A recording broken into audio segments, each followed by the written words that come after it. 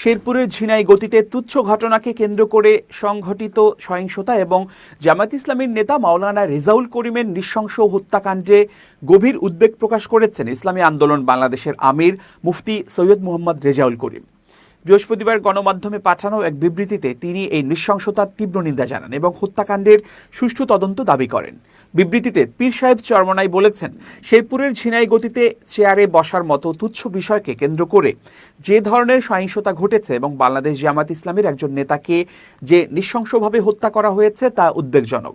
জুলাই গণঅভ্যুত্থানের পরে পরিবর্তিত রাজনৈতিক সংস্কৃতিতে এই ধরনের নৃশংসতা জাতিকে হতাশ করেছে। এই ধরনের পরিস্থিতি এড়ানোর জন্য রাজনৈতিক দল ও আইনশৃঙ্খলা বাহিনীকে আরও দায়িত্বশীল ও সতর্ক আচরণ করতে হবে। মুফতি সৈয়দ মোহাম্মদ রেজাউল করিম শ্রীবরদী উপজেলায় জামায়াত ইসলামের সেক্রেটারি ও ফতেহপুর ফাজিল মাদ্রাসার আরবি প্রভাষক মাওলানা রেজাউল করিমের মৃত্যুতে শোক প্রকাশ করেন এবং শোকাহত পরিবারের প্রতি সহমর্মিতা জ্ঞাপন করেন। ইসলামী আন্দোলন বাংলাদেশের আমির আরও বলেন, এই ঘটনার পুঙ্খানুপুঙ্খ তদন্ত হতে হবে।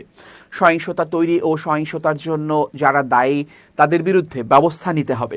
আইনশৃঙ্খলা বাহিনীর দায়িত্ব পালনে কোনো অবহেলা বা শিথিলতা থাকলে তাও তদন্ত করতে হবে এবং কার্যকর ব্যবস্থা নিতে হবে।